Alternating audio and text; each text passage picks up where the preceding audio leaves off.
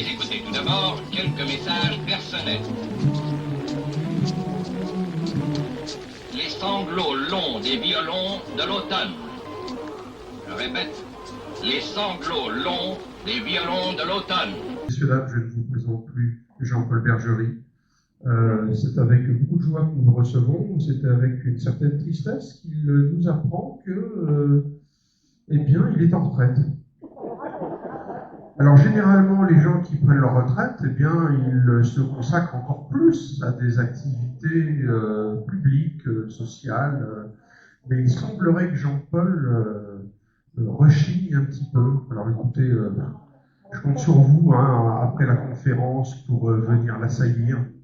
Alors, quand il m'a appelé, qu'il m'a dit viens nous parler de la libération de la Tarentaise dans le cadre du 80e anniversaire, donc, ce qui semblait vouloir dire c'était la libération de 1944, je me suis dit, c'est bien pour la dernière conférence à M, pour une fois, c'est un sujet facile.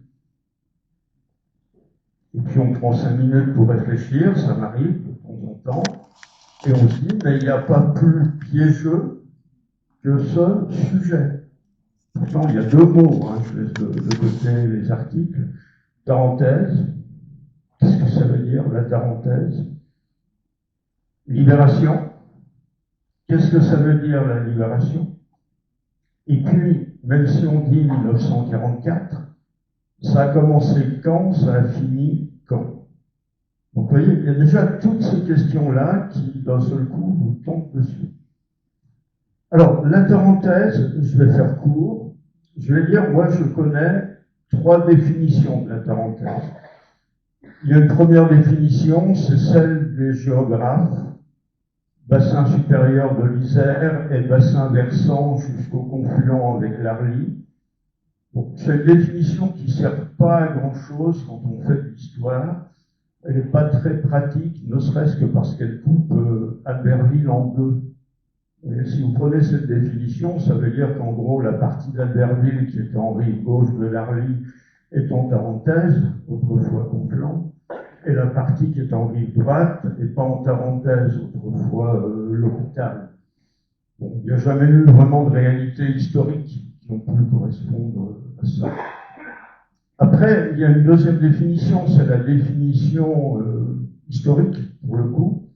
Il ne faut pas oublier que Tarentaise, ça vient de Darantasia. Darantasia, c'était le nom d'une cité romaine, la cité des Alpes grecques. Et comme toute cité romaine, au moment de la christianisation, il y a un évêque qui s'est installé à Darantasia. Et par extension, la paroisse de l'évêque, qui au départ était la cité, est devenue un territoire. Et c'est devenu un relativement grand territoire, puisque en rive droite de l'Isère, il descendait jusqu'à Cléry. Bon. Donc c'est bien évident que par rapport à notre sujet de ce soir, c'est beaucoup trop vaste. Alors après, il y a une troisième définition qui elle est plus intéressante, c'est la définition, je dirais, administrative. Quand on a créé Albertville, 1836, les lettres battantes doivent être de décembre 35, si je ne me trompe pas, on a unifié l'hôpital et Conflans. Et on a dit, il faut que Albertville devienne la capitale de quelque chose. Donc, on a créé une province, puisque c'est l'époque des provinces, on est sous le gouvernement sarde, qui s'appelle la province de Haute-Savoie. Alors, comment on a fait? On a pris un petit bout de la comte de Savoie en rive droite de l'Isère, on a pris le bas du Val d'Arly, on a pris le Beaufortin, et on a pris une partie de la Tarentaise, ce qui est devenu la basse Tarentaise. Donc ça, c'est la province de Haute-Savoie. Et donc, ce qui reste de la Tarentaise, ça continue à s'appeler la province de Tarentaise. Alors, la frontière où entre Sevin et Fesson-sur-Isère, en rive droite, et en rive gauche, entre Rognet et aussi Fesson-sur-Isère, mais le village de Fessonnet.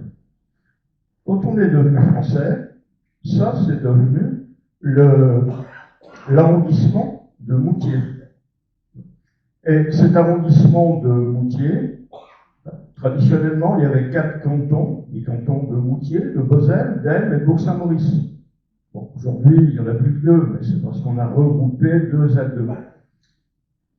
Ce territoire, arrondissement de Moutier, bon, ancien arrondissement de Moutier, aujourd'hui, ça s'appelle le pays de Tarentaise-Vanoise.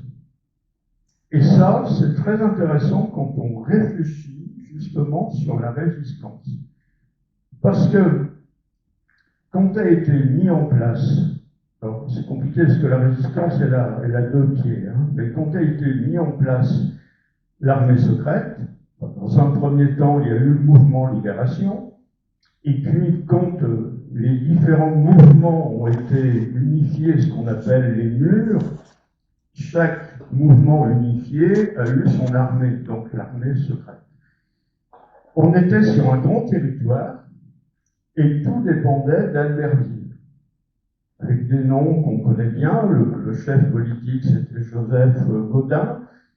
Il avait un adjoint pour la logistique, qui était le photographe Raymond Bertrand. Le chef militaire, vous le connaissez encore mieux, c'est le capitaine Bulle. Mais du côté de Moutier, il y a un moment où ça a un peu traîné les pieds. Pourquoi ça a traîné les pieds? C'est pas qu'on n'aime pas les Albervillois, mais Louis Lingot, qui a été un peu le fédérateur sur Moutier, Louis Lingot disait, le jour où il y aura des combats en montagne, s'il faut coordonner des combats en Haute-Tarentaise depuis Albertville, ça va pas être simple. Donc, après, bon, petite parenthèse, c'était quelqu'un qui avait aussi une forte personnalité, donc il avait aussi bien envie d'avoir son truc en main. Alors, qu'est-ce qu'il a fait? Il a fait des pieds et des mains pour que durant l'été 1943, on crée ce qui s'est appelé, au niveau de l'armée secrète, le secteur 3 bis. Alors, c'est subtil, hein. On n'a pas dit le secteur 4, on a dit 3 bis, pour rappeler quand même que ça venait d'Albertville, mais voilà, que ça prenait son autonomie. Donc, les 2 responsables principaux à ce moment-là, c'est donc Lingot et Bardassier. Bardassier, Joseph, parce qu'il a eu un certain nombre. Et ce secteur 3 bis, c'est exactement l'ancien arrondissement de Moutier ou l'actuel pays de Tarentaise-Vanoise. Alors après, là où c'est compliqué, c'est que les FPPF, francs-tireurs et partisans français, eux sont organisés un peu différemment. Chez les FPPF, je prends ma feuille de pompe parce que je n'ai pas tous les détails en tête, mais ça s'appelle le 3e sous-secteur FPPF, au niveau de la Savoie. Et ce 3e sous-secteur, c'est Albertville, Ugine, Tarentaise. Donc, ça veut dire que l'armée secrète, elle était sur le territoire de l'ancien arrondissement de Moutier, et les FDPF étaient sur le territoire du nouvel arrondissement d'Albertville. Après, ceci dit, chez les FDPF, il y avait 3 compagnies, une compagnie de la Basse-Tarentaise. Par contre, il y avait une compagnie Notre-Dame de Briançon et Blanche, aujourd'hui on dirait CCBA, et puis une compagnie Moutier, Bozelle, Haute-Tarentaise. Donc, en gros, ce qui nous intéresse sur notre territoire, ça correspond donc au secteur 3 bis de l'AS, et ça correspond aux compagnies Notre-Dame de Briançon et Blanche et à la compagnie Moutier-Bozelle Haute-Tarentaise, des FTP. En n'oubliant pas une chose, les Allemands étaient dans les fonds de vallée. Donc ça veut dire quoi? Ça veut dire que les résistants, c'est des gens, même si on le faisait déjà plus trop à leur époque, qui ont réappris à se déplacer comme on se déplaçait avant. Pas par les fonds de vallée, mais par le haut. Donc ça veut dire que vous ne pouvez pas totalement occupé la Haute-Tarentaise du Beaufortin. Les résistants de Tarentaise, il y en a qui ont passé beaucoup de temps du côté de la chapelle Saint-Guérin, c'est-à-dire du côté, en gros, Arèche-Beaufort. Voilà. Tarentaise pour cerner un petit peu les choses. Libération. Alors, libération, je vais prendre un exemple très trivial. Ce soir, il y a quelqu'un qui vient sonner chez vous. Et vous savez que l'humanité, il y a des gens qui ont tendance un peu à s'incruster. Donc, quelqu'un sonne, vous avez à peine ouvert, il a déjà posé sa veste, il est installé dans le fauteuil, vous lui payez l'apéro, il est tout à fait d'accord pour qu'il y ait le repas qui arrive. Alors, il y a un moment où vous dites, il va falloir quand même qu'il libère le terrain. Alors, il y a deux manières de faire. Soit vous le prenez par l'épaule, et puis vous le conduisez fermement jusqu'à la porte. Ça, c'est ce qu'on appelle une libération active. C'est vous qui prenez les choses en main. Soit vous attendez qu'il se lève, au moment où il est sorti, vous dites, ça y est, je suis quand même libéré.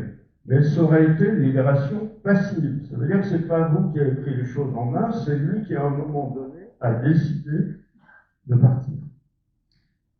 Ça peut paraître, je suis en train de vous dire, là, ce qu'il est en train de nous raconter, vous verrez que c'est la distinction principale pour comprendre ce qui est le tournant par excellence de l'histoire de la libération de la Tarentaise qui se situe exactement le 11 août 1944. Le 11 août 1944, on bascule, sauf une parenthèse, les Chapieux, mais sinon, ce jour-là, on bascule d'une libération active à une libération passive. J'y reviendrai. Bon, je finis mon introduction. Quand est-ce que ça commence? Quand est-ce que ça finit, la libération de la Tarentaise? Alors, quand est-ce que ça commence? Il y en a beaucoup qui disent le 1er août 1944, parce qu'ils concentrent tout sur l'événement du parachutage des saisies. C'est vrai, il n'y aurait pas eu de libération s'il n'y avait pas eu le parachutage des saisies. Maintenant, je sais bien que la Savoie, c'est une terre à part. Enfin, on est quand même français. Donc, on peut peut-être rappeler que sur le territoire national, il y a eu un D-Day, si vous préférez un jour J, qui est le 6 juin 1944. Donc, je ne vois pas pourquoi on serait à part et pourquoi on ne partirait pas de début juin. Alors après, comme moi je suis savoyard, mais savoyard tordu, plutôt que de vous proposer le début juin, je vais vous proposer le 11 mars.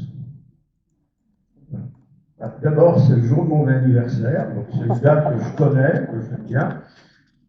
Et puis, il s'est quand même passé quelque chose, sans quoi le mois de juin ne serait pas explicable, et c'est quelque chose qui s'est passé chez vous, dans votre canton. Quand est-ce que ça se termine?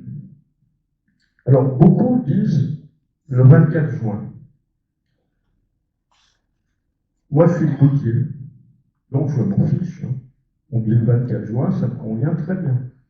Je ne sais pas si ici, il y a des gens de C, s'il y a des gens de Montbazan.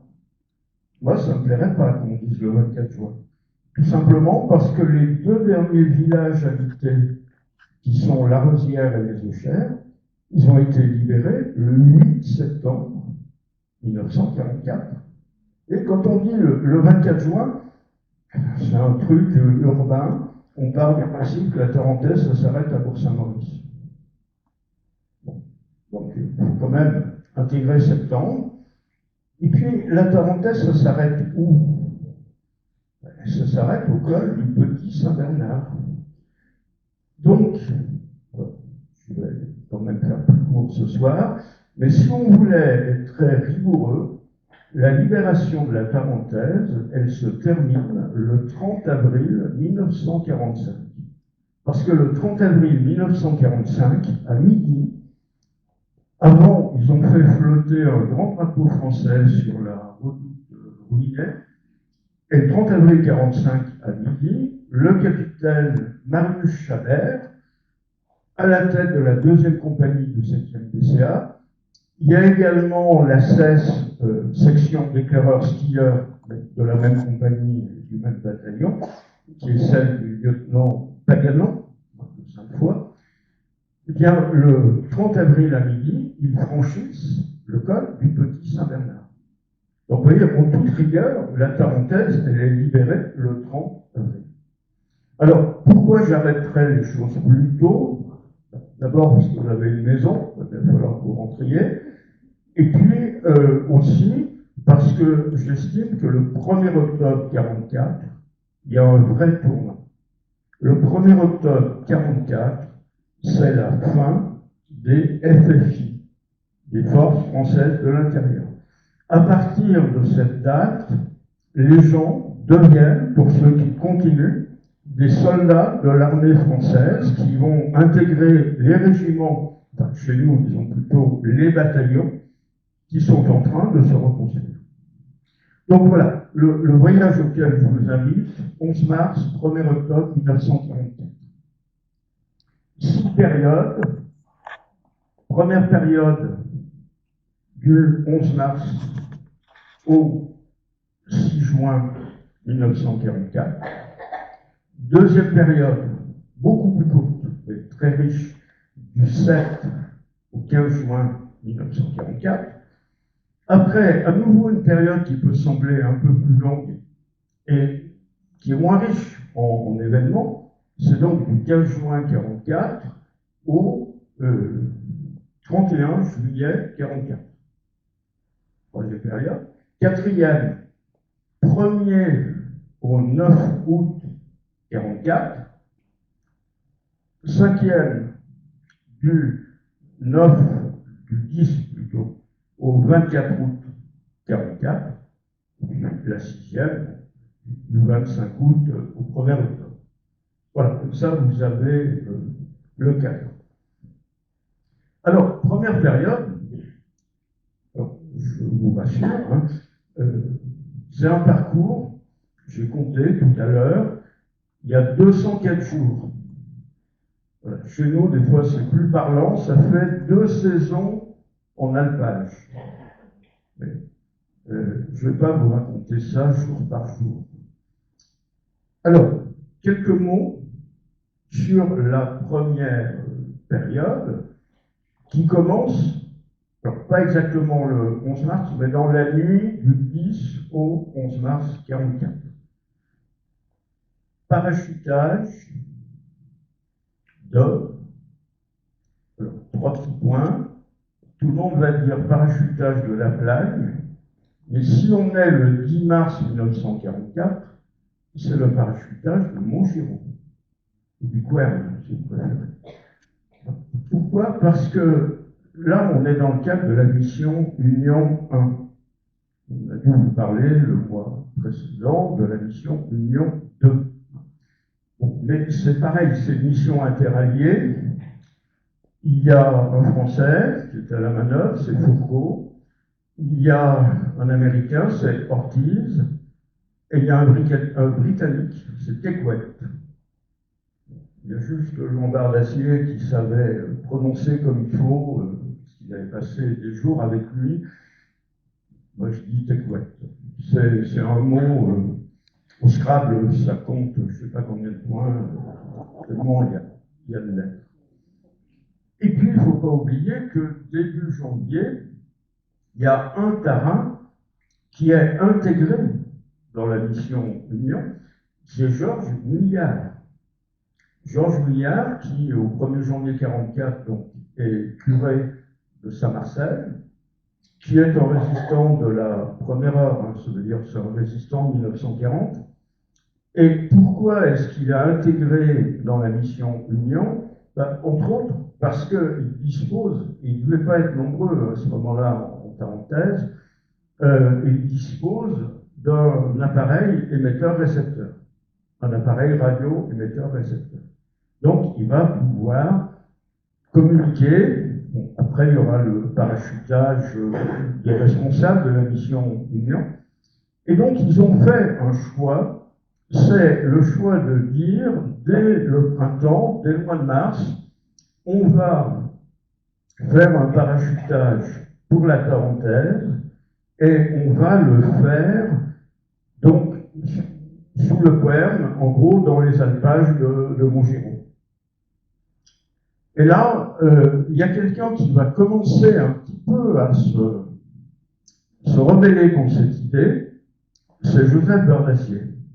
Donc Joseph Bardassier, boutirin, garagiste, qui est l'adjoint de Lingot, au niveau de la S, et qui est le responsable de la logistique. Joseph Bardassier, il est conscient d'un truc. Il dit, l'hiver 43-44, c'était un hiver avec de la neige assez exceptionnel. Si on parachute à l'endroit prévu, comment on fait pour mobiliser le nombre de personnes nécessaires pour la récupération et qu'est-ce qu'on fait de ce qu'on va parachuter? Est-ce que ça veut dire qu'il faut en une matinée tout descendre à Montgiraud, etc. C'est compliqué parce que à mesure que cette idée Montgiraud, ça ne marche pas, semble s'imposer. En même temps, c'est vrai que c'est lourd, ça paraît compliqué de revenir en arrière par rapport à ce qui était prévu. Et en plus, Tequet n'a plus son radio sur place, donc ça devient compliqué de communiquer. Il y a un pari qui va être fait, et le pari, il est fait vraiment dans la journée du 10 mars. Dans la journée du 10 mars, à la radio, à midi, ils entendent chapeau à casquette. Chapeau à casquette, ça veut dire cette nuit c'est bon, cette nuit c'est pour moi. Donc Joseph Bardassier tente le tout pour le tout. Et ça peut se comprendre, hein. Aujourd'hui ça ne marcherait plus. On est trop perfectionné. À l'époque, qu'est-ce qu'il dit? Il dit, les avions, ils suivent des grandes trajectoires. Donc en gros, ils vont survoler la base Tarentaise, à Moutier, ils savent que voilà, faut prendre le virage, et après, ils savent quoi? Ils savent qu'en gros, s'ils ont repéré Moutier à 15 km, il faut tout lâcher, quoi. On lâche où? On lâche à un endroit où il y a des feux qui ont été allumés.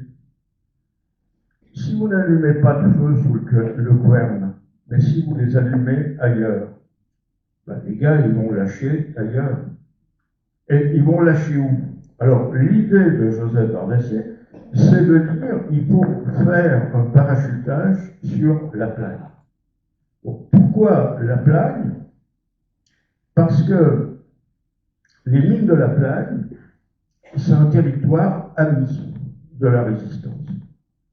Les responsables des mines de la Plagne, ça fait déjà depuis un an, quasiment, au moment où le parachutage va avoir lieu, qu'ils accueillent largement des réfractaires de STO, qu'ils accueillent pas mal de malgré-nous. Ce qu'on appelle les malgré-nous, c'était des Alsaciens et des Lorrains qui devaient être intégrés de force dans la Wehrmacht et qui venaient se planquer dans les maquis là où il y en avait. Et donc, c'est vrai que les maquis de Tarentaise, ils sont nés au mois de mars 43, parce que ça a été la première vague par rapport aux gens du STO. Il y a d'ailleurs une guerrière, hein, on m'a dit bien les choses comme il faut, c'est quand même à M, parce que le maquis de Moutier, qui s'est d'abord installé au Plantin, dans un des villages des Alus, je crois que c'est le 6 mars 43. Et le maquis d'M, qui a été initié par Camille Cotte, entre autres, c'est le 3 mars 1943. Donc le maquis d'Elne, c'est le premier maquis de Savoie. C'est bon? Même que j'ai une chance de redescendre. Qu'est-ce qui va se passer? Le maquis du Plantin, il est très vite inquiété. Ils sont obligés de partir à Glaisette. Glaisette, c'est au-dessus de Notre-Dame de Briançon. Le maquis d'Elne, donc il s'était installé à Plan-Villard de Montgiron, il est aussi très vite inquiété. Visiblement, il y a des gens bien intentionnés qui sont allés faire un tour à la gendarmerie d'Elne. Et donc, de Plan-Villard de Montgiron, il part directement aux mines de la Plaine. C'est quelque chose, je crois qu'il faut remercier les chefs de l'époque. C'est quand même ce qui a évité à la Tarentaise d'avoir un épisode du type Bullière ou Vercors. Parce qu'ils sont partis du principe qu'un maquis, même s'il n'y a rien de comparable au niveau des chiffres, un maquis, il n'y a rien de tel pour attirer les Allemands. Des jeunes qui travaillent dans une mine, c'est légal, hein, puisque vous savez que si vous ne faisiez pas le STO, vous pouviez travailler pour une entreprise qui travaillait pour l'Allemagne. Et toutes les usines, toutes les mines, même les scieries, etc., travaillaient pour l'Allemagne. Donc ça donnait un statut. Et Bull fera la même chose en Beaufortin, parce qu'il y avait le chantier du barrage de la Girotte. Donc la fameuse compagnie du lac, elle est née de là. C'était une manière de donner un statut légal à des gens qui n'en avaient pas. Donc Bardacier dit, les mines de la Plagne, on connaît bien, d'autant plus que c'est lui qui, dans l'été 43, est devenu le responsable du maquis des mines de la Plagne. Mine de la Plagne, il y a des gens comme Golominov, qui est un ingénieur, qui est tout à fait impliqué dans la résistance. Et puis, les mines, il y a quand même un gros avantage, c'est que les mines, il y a des galeries. Dans des galeries, vous pouvez stocker. Ils iront même un peu plus loin, je dirais tout à l'heure.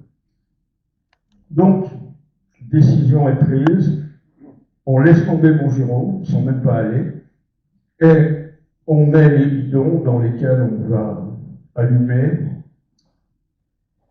à proximité des mines de la Plaine. Les avions arrivent, alors ça n'a rien à voir avec les saisies, hein. Là il y a 13 avions. Pas de chance, il y a un avion, comme quoi, c'est bien des directions plus que des points, il y a un avion qui passe sur l'usine de Bombillières, Saint-Marcel, et l'usine la nuit, c'est des feux allumés, il y a tout largué. Donc ça devient quasiment un bombardement. Donc ça veut dire qu'il y a un avion, enfin, le contenu d'un avion qui n'est jamais arrivé à destination. Le comité d'accueil dans une usine, c'est les Allemands qui sont au poste de guerre. Heureusement, les 12 autres avions n'ont pas fait la même chose, sinon ça aurait été vraiment un échec total. Et les 12 autres avions arrivent donc sur la position, avec une lampe torche. Joseph Bardacier fait la lettre qui était convenue, en morse, et les avions larguent leur cargaison. Avec Joseph Bardacier, on était conscrits, pas de la même année, mais on était conscrits, il était le 11 mars, lui aussi, et un jour, il me dit, parce qu'il avait quand même de l'humour, je dirais, moi, mon plus bel anniversaire, ça a été pour mes 43 ans. Donc il était 1901. Et il m'a dit, ce jour-là, j'ai eu un cadeau qui faisait 12 tonnes. Parce que ce qui a été réellement largué sur la plaine, c'est 12 tonnes de matériel.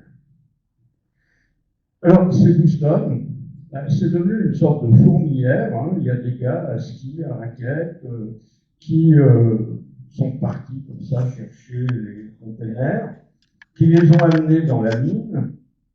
Dans la mine, tout a été stocké, dirigeait l'inventaire. Les carnets de Bardassier sont extraordinaires. Hein. Comment il s'est jamais fait prendre avec les carnets qui trimballaient avec lui, sur lesquels il y avait la liste des munitions à une unité près.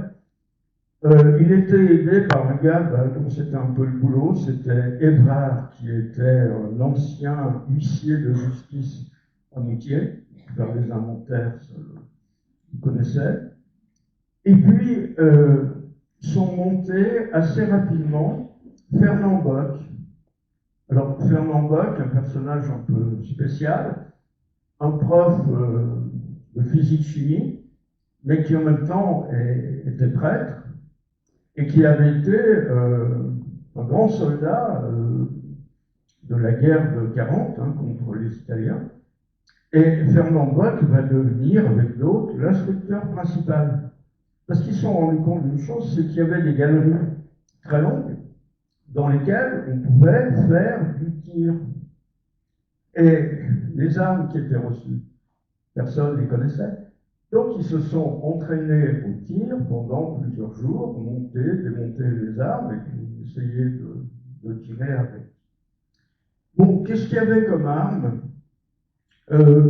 Globalement, les chiffres qu'on donne, j'arrondis, 700 armes, 1300 grenades, 175 000 cartouches, munitions, et 11 appareils radio émetteurs-récepteurs, des MK3. Je commence par là. Ça, c'était quand même un changement qualitatif important.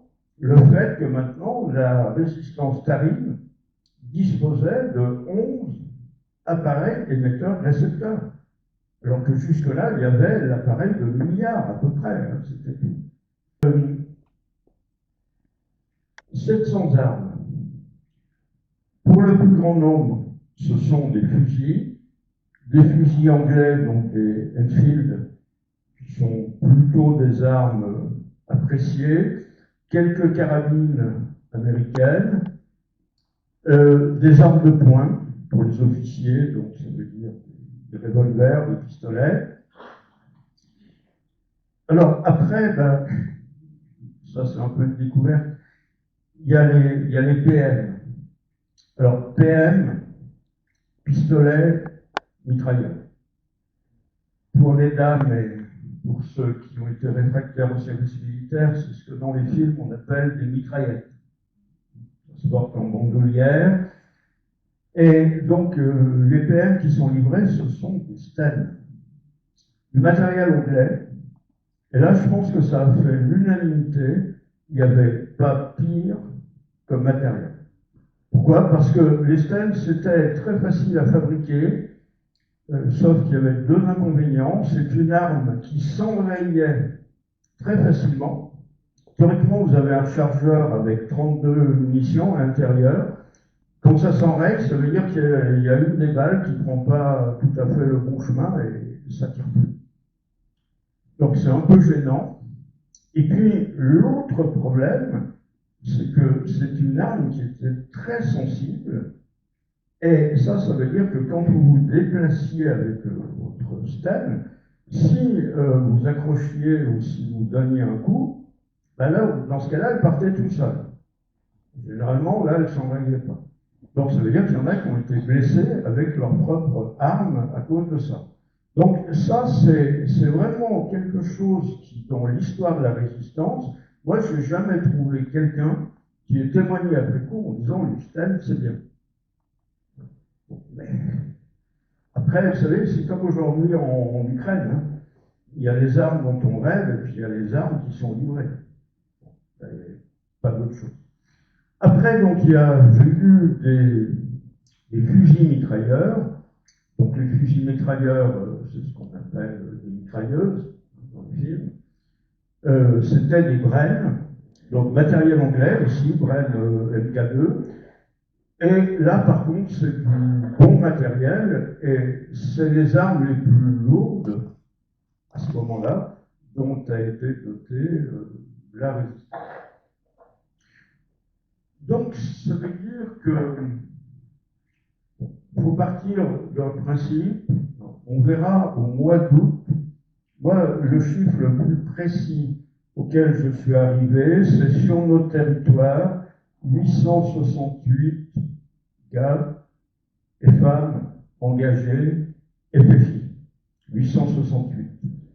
Si vous avez 700 armes, ça veut dire que pour l'instant, il n'y a pas une arme pour chacun. Mais, bon, il y en a quand même les presque 9 dixièmes qui sont dotés.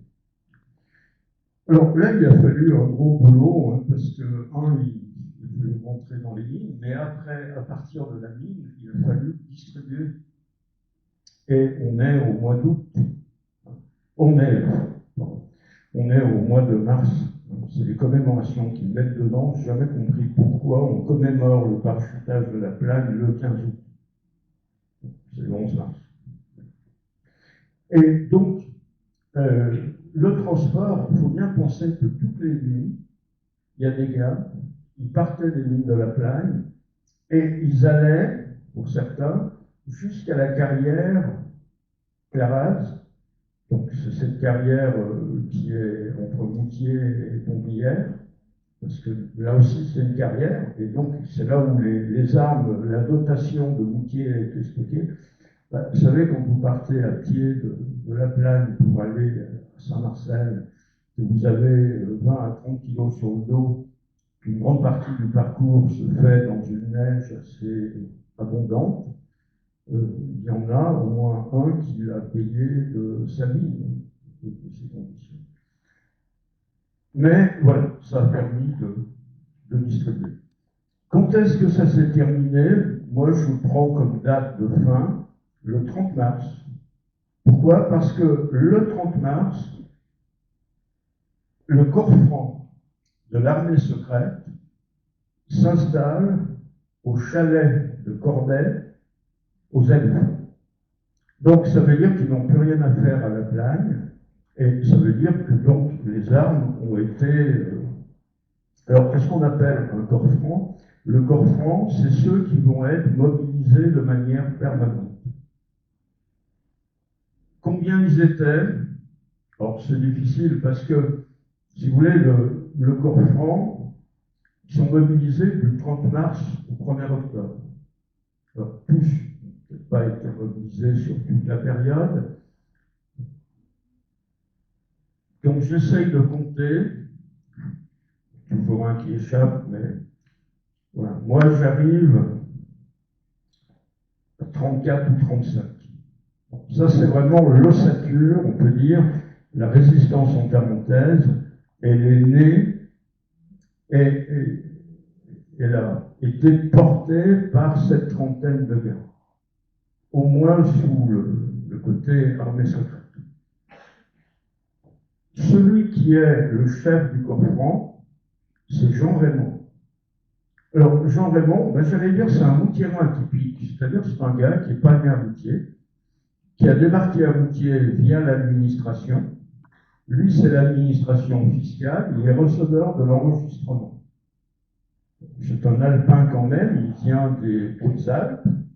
Comme il aime bien la montagne, il va lier connaissance avec les frères Bardassier, avec Louis Sibu, etc. Il est aussi chasseur, comme eux. Et c'est comme ça qu'il va, avec eux, ils vont créer la première cisaille de la S sur Moutier. Jean Raymond, j'y faisais allusion, c'est à lui à qui je pensais. Jean Raymond, il a fait toutes les nuits la Plagne, la carrière Claraz, et Jean Raymond, il a pris une pneumonie. Et donc, Jean Raymond, il a suivi les autres aux Alus. Très vite, il n'a pas pu rester au chalet du Corday. Heureusement, le curé des Alus, le curé Bornand, va l'accueillir à la cure. Mais bon, le temps de son agonie, parce qu'une pneumonie très forte, surtout pas soignée. Et quand il est mort, jamais su ce que c'était de l'humour ou du réalisme. Parfois, ça se rejoint. Le curé des Alus, sur l'acte de décès, il y a une rubrique qui dit lieu du décès, il a marqué SDF. Ces gens-là, ils sont devenus des SDF pendant plusieurs mois de leur vie. Donc, le mot doit prendre une décision très vite et il va remplacer. Donc, c'est le 19 mai 1944 que Jean Raymond décède. Donc, c'est bientôt la date anniversaire. Et Legault décide de le remplacer par Marcel Martin. Libéré par son peuple, avec le concours des armées de la France, avec l'appui et le concours de la France tout entière.